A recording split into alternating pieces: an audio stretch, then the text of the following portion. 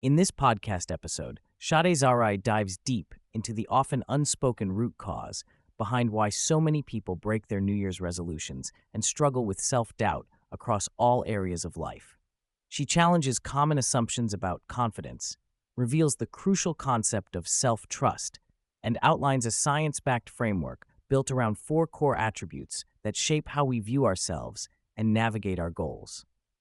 Throughout the conversation, Shadé draws on extensive research, personal experience, and powerful stories, including those of Andre Agassi and Nike designer Tinker Hatfield, to illuminate why so many feel stuck, how childhood and identity play roles, and practical strategies for finally breaking the cycle of hesitation and inaction. Shadé starts by distinguishing self-trust from the more commonly cited opposites of self-doubt, such as confidence and self-belief. She argues that too many people wait to feel ready or confident before taking action, but confidence actually follows action, not precedes it. Taking steps forward generates proof points that increase self-efficacy, the belief in one's ability to succeed, which then builds genuine confidence and momentum. Foundational to this is self-trust, a deeper, ongoing relationship with oneself that influences whether people overthink, hesitate, or push forward despite uncertainty. Without that fundamental trust, the cycle of delay and self-sabotage continues. Exploring one of the deepest drivers of self-trust, Shadé highlights how our self-image acts as the blueprint for our lives.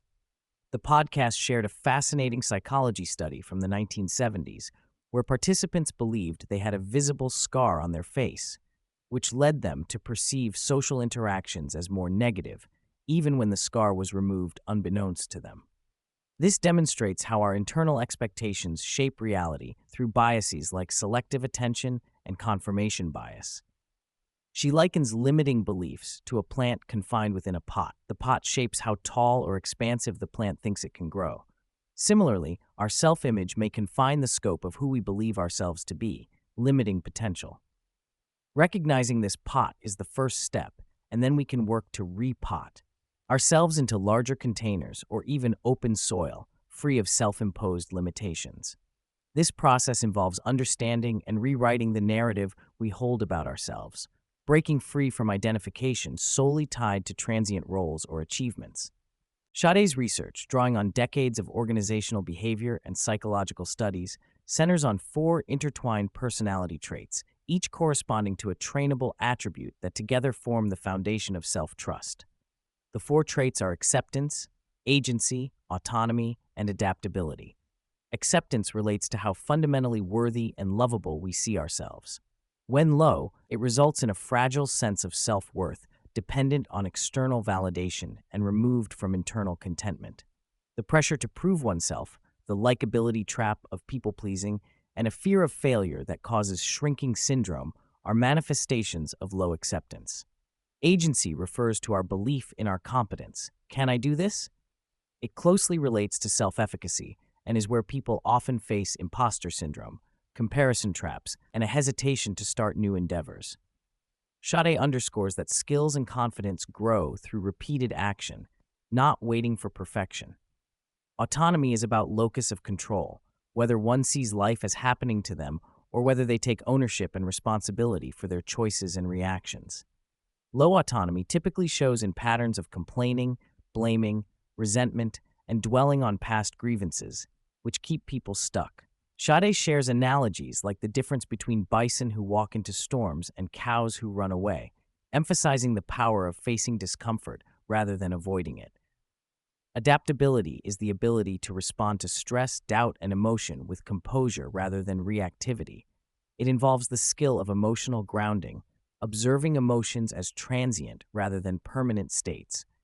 This trait helps people maintain clarity and purpose despite challenges, allowing them to rewrite their personal narratives towards growth rather than victimhood. The conversation acknowledges the significant impact of childhood and early experiences on shaping the core traits of personality and self-image.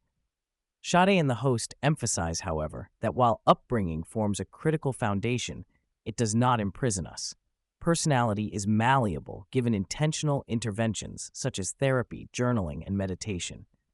Moving beyond blame prevents stagnation and opens pathways to growth. They discuss the importance of not falling into a victim mindset by blaming parents or environment, recognizing that most do the best they can, even if unintended limiting beliefs were unknowingly instilled. Shadé explains how people often fuse their identity entirely with roles such as their career or caregiving, which can backfire dramatically during life transitions like retirement or when children move out. When identity is overly linked to a single role, loss or change in that role can lead to crises of meaning and self-doubt. This is supported with stories from musicians, athletes, and parents, emphasizing the need to cultivate multiple facets of identity, including hobbies, which have been linked to increased self-esteem, creativity, and resilience. Having identities beyond work or caregiving can act as buffers during life's inevitable transitions. Shadé explores how lack of acceptance drives people to seek external approval to feel worthy, leading to people-pleasing behaviors and sacrificing personal desires. She explains why this fragile foundation fosters a relentless pressure to prove oneself and often results in burnout and emotional exhaustion even when success is achieved. The relentless chase for enough tied solely to achievement is a common trap among high performers. The host highlights a powerful nurse's insight from patients' end-of-life regrets, that the top regret is not seeking to live a life true to oneself, but living according to others' expectations, reinforcing the urgent need for self-acceptance. Throughout the episode, Shadé offers actionable strategies, such as the to-be list, where individuals identify qualities and values they want to embody daily, rather than solely focusing on tasks, to-do list. She advocates for consistent, deliberate alignment of actions with core values like integrity, curiosity, and compassion to reinforce trust in oneself. She also recommends engaging in hobbies to diversify identity and activate different brain functions, boosting resilience and reducing over-identification with work or caregiving roles. Embracing the messy beginning of learning something new helps educators suppress the unrealistic pursuit of early perfection and fosters patience in oneself. Shadé underlines a widely researched concept: knowing what to do is not the same as doing it. People get stuck in planning, preparation, or researching instead of taking imperfect action. She encourages embracing micro-braveries, small, low-risk acts of courage that over time expand one's comfort zone and luck surface area, thereby increasing chances for positive outcomes. The discussion includes Elizabeth Gilbert's writing struggles and how she reframed her commitment from write a great book to simply write, illustrating how action begets confidence. Shadé references research on narrative identity, explaining how the stories we tell ourselves influence how we interpret events, successes, and failures. People with trust in themselves craft redemptive narratives, framing setbacks as learning and growth, which reinforces resilience and confidence. Those lacking trust tell contamination stories, victims of circumstance, perpetuating feelings of helplessness. Editability of these narratives offers hope that deliberate story revision can alter mindset and outcomes. The episode shares memorable stories that illustrate the psychological points made. Andre Agassi's struggle with his hair and self-image, wearing a hairpiece and losing focus in a major tennis final, powerfully represents how self-doubt can undermine performance despite external success. His eventual decision to shave his head symbolized liberation and greater self-trust, leading to one of his best career victories. Nike designer Tinker Hatfield's unexpected rise to prominence shows agency and autonomy in action.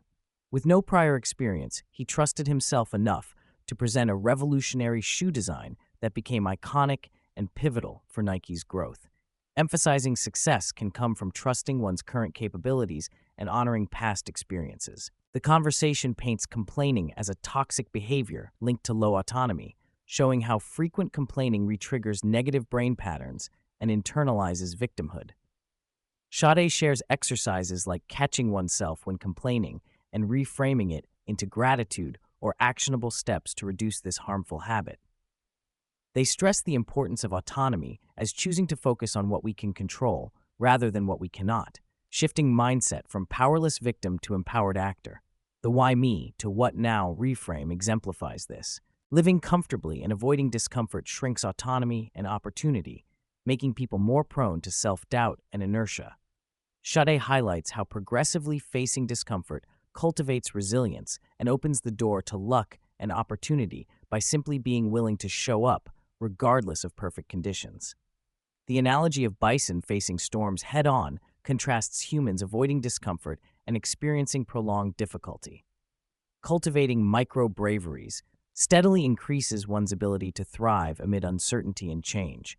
Shadé advocates for proactively identifying obstacles and formulating exactly how to respond when they arise, rather than ignoring or fearing them. This pragmatic approach, backed by research on implementation intentions, helps shrink dread, build preparedness, and makes follow-through more likely. The host encourages this advanced planning as a meaningful evolution beyond motivational boosts or inspiration alone, embedding readiness into the path toward goals. The final attribute discussed centers on handling emotions in ways that preserve one's agency and clarity. Emotions are inherently transient, but become problematic when ruminated upon and internalized as permanent mindsets. Shadé emphasizes adaptability as maintaining an observer stance to emotions, allowing them to pass without overriding rationality or self-trust. Breathwork and controlled breath holds are practical tools she uses to train nervous system resilience, allowing greater composure under stress. She explains that emotions are contagious via brain mirror systems, impacting not only individuals but their families and workplaces, elevating the importance of managing responses for overall well-being. Throughout the episode, Shadé and the host reinforce that building self-trust is not about achieving perfection, but consistently showing up with intentionality, aligned to values, and ready to learn through action. It involves rewriting personal narratives, expanding one's identity, embracing discomfort, and responding to emotions with composure. This framework offers a way out of the all-too-common cycle of broken resolutions, self-sabotage, and stalled progress by addressing the psychological roots of trust in oneself. By strengthening these four core attributes, acceptance, agency, autonomy, and adaptability, people can transform not only their success at goals, but also their happiness, relationships, and overall life satisfaction.